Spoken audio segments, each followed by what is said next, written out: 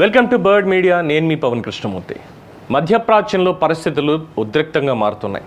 Iran Israel మధ్య కొనసాగుతున్నటువంటి ఘర్షణ ఇప్పుడు కీలకమైనటువంటి మలుపు తిరుగుతోంది. ముఖ్యంగా ఈ యుద్ధం మీద చైనా బహిరంగంగా స్పందించడం అంతర్జాతీయ రాజకీయాల్లో పెద్ద పరిణామంగా భావిస్తున్నారు. యుద్ధం ఎలా మలుపు తిరిగింది? ఇటీవల రోజుల్లో ఇజ్రాయెల్ వైమానిక దాడులు, లక్షిత సైనిక చర్యలతో ఉద్రిక్తతలు పెరిగాయి. అమెరికా మద్దతుతో జరిగినటువంటి ఈ దాడుల మీద ఇరాన్ ఇప్పటికే తీవ్ర ఆగ్రహం వ్యక్తం చేసింది. ప్రతిగా క్షిపణులు, డ్రోన్ల దాడులు చేపట్టింది. దీంతో ఇది కేవలం రెండు దేశాల మధ్య పరిమిత ఘర్షణ కాకుండా ప్రాంతీయ యుద్ధంగా మారే ప్రమాదం నెలకొంది. ఈ నేపథ్యంలో చైనా అధికారికంగా స్పందించడం అత్యంత కీలకమైనటువంటి పరిణామం.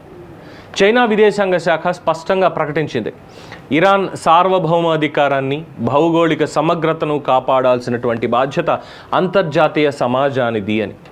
బలవంతపు సైనిక చర్యలు పరిస్థితిని మరింత విషమం చేస్తాయని హెచ్చరించింది. ఇజ్రాయెల్, అమెరికా వెంటనే ఈ దాడుల్ని ఆపాలని, సమస్యల్ని చర్చల ద్వారా పరిష్కరించుకోవాలని చైనా పిలుపునిచ్చింది.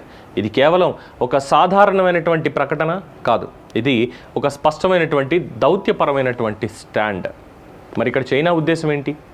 చైనా, ఇరాన్ మధ్య ఆర్థిక, ఇంధన, వ్యూహాత్మక సంబంధాలు బలంగా ఉన్నాయి. ఇరాన్ నుంచి భారీగా చమురు దిగుమతి చేసుకునే దేశాల్లో చైనా కూడా ఒకటి.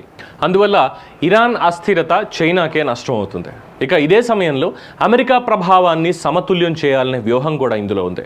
అంతర్జాతీయ వేదికలపై సార్వభౌమాధికారం అనే అంశాన్ని ముందుకు తీసుకొచ్చి పాశ్చాత్య దేశాల సైనిక చర్యలను విమర్శించడం, తద్వారా చైనా తన గ్లోబల్ ఇమేజ్ని బలోపేతం చేసుకోవాలని చూస్తోంది.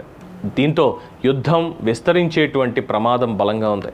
ఈ ఘర్షణ ఇలాగే కొనసాగితే గల్ఫ్ ప్రాంతంలో ఇంధన సరఫరాలు దెబ్బతింటాయి, ప్రపంచ మార్కెట్లలో చమురు ధరలు పెరుగుతాయి, ఇతర దేశాలు కూడా పరోక్షంగా ఇందులో జోక్యం చేసుకునేటువంటి ప్రమాదం ఉంది.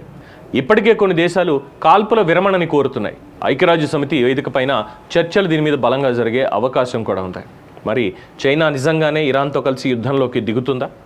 ప్రస్తుతం చైనా సైనిక జోక్యం చేసుకునే సూచనలు అయితే ఎక్కడ కనిపించట్లేదు. కానీ దౌత్యపరంగా మాత్రం స్పష్టంగా ఇరాన్ పక్షాన్ని నిలిచింది. ఇది అమెరికా, చైనా మధ్య ఉన్న వ్యూహాత్మక పోటీతత్వాన్ని మరింత స్పష్టంగా బయటపెడుతోంది. చైనా స్టాండ్ వల్ల ఇరాన్కి అంతర్జాతీయ వేదికపై ఒక నైతిక బలం లభించింది. అదే సమయంలో ఇజ్రాయెల్, అమెరికాపై ఒత్తిడి పెరిగే అవకాశం కూడా ఉంది. ప్రపంచ రాజకీయాల మీద ఈ పరిణామం మధ్యప్రాచ్యానికి మాత్రమే కాకుండా గ్లోబల్ పవర్ బ్లాక్స్ మధ్య కొత్త సమీకరణాలకి దారితీస్తోంది. ఒకవైపు అమెరికా, ఇజ్రాయెల్, మరోవైపు చైనా, రష్యా వంటి దేశాలు సార్వభౌమాధికార అంశాన్ని ముందుకు తీసుకొస్తున్నాయి. ఇరాన్ యుద్ధం ఇప్పుడు కేవలం సైనిక పోరు కాదు, ఇది దౌత్య, ఆర్థిక, వ్యూహాత్మక పోరాటంగా మారుతోంది.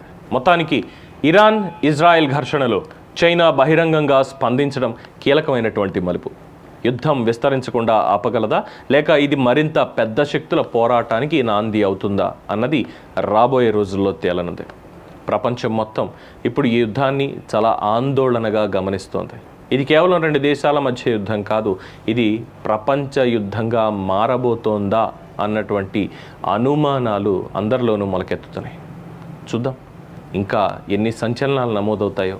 ఇది ప్రపంచ యుద్ధంగా మారుతుందా? Let's wait and see. దీని మీద మీ అభిప్రాయం తెలియచేయండి. చూస్తూనే ఉండండి ది బర్డ్ మీడియా.